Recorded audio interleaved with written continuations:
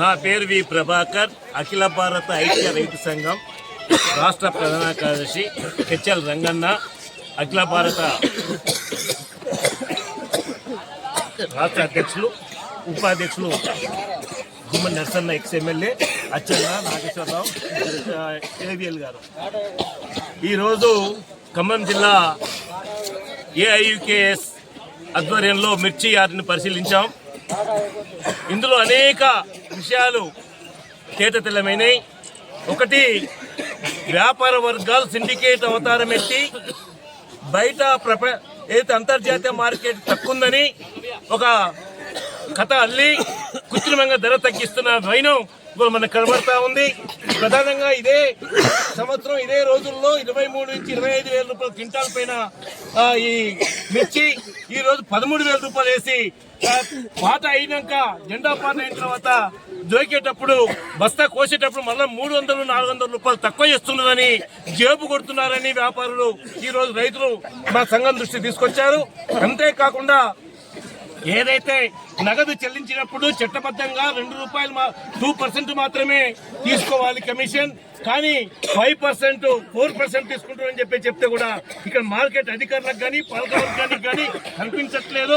అట్లాగే ఈ రోజు మేము మా దృష్టికి ఖాళీ బస్తా 70 రూపాయలు పెట్టి బయట కొనుగోలు చేస్తే 25 రూపాయలు మాత్రమే ఇస్తే ఒక ఖాళీ బస్తాకు 45 రూపాయలు రైతు నష్టపోతా ఉన్నాడు.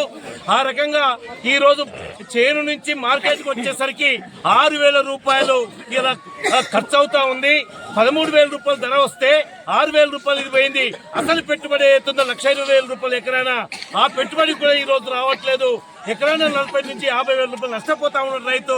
అందుకని మా సంఘం ఏదైతే ఈ రోజు ఈ మిర్చిని 35,000 రూపాయలు ధర నిర్ణయించి మార్కెట్ ద్వారా ప్రభుత్వం కొనుగోలు చేయాలని, అట్లాగే ఈ ఏదైతే మార్కెట్ లో ఉన్న వడ్డీ మన వ్యాపారులు వడ్డీ అధికంగా తీసుకుంటున్నారో ఆ చట్టబద్ధంగా కాకుండా చట్ట వ్యతిరేకంగా చేస్తున్న విషయాలన్నింటి కూడా చర్య తీసుకోవాలని, అట్లాగే మిర్చి బోర్డు నియమిస్తే మిర్చి బోర్డు కోసం రైతులంతా కలిసి పోరాటం చేసి మిర్చి బోర్డుని మనం సాధిస్తే ఈ ధర ఎక్కువ తగ్గుడు ఈ వ్యాపార సిండికేట్ అవతారానికి ఆట చెల్లదు అని చెప్పేసి కూడా మేము గుర్తు చేస్తా ఉన్నాం.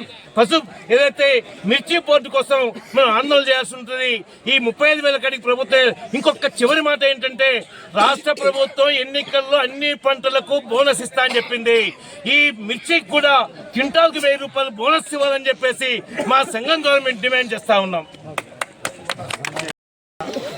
ఐక్య రైతు సంఘం రాష్ట్ర అధ్యక్షులు. రైతు ఈరోజు పంట పండించి ఆదాయం సంపాదించాలని చెప్పి ఆలోచిస్తూ ఉన్నాడు. కానీ ఈరోజు పంట పండించడానికి పెట్టుబడులు మాత్రం విపరీతంగా పెరిగిపోతున్నటువంటి పరిస్థితి ఉంది.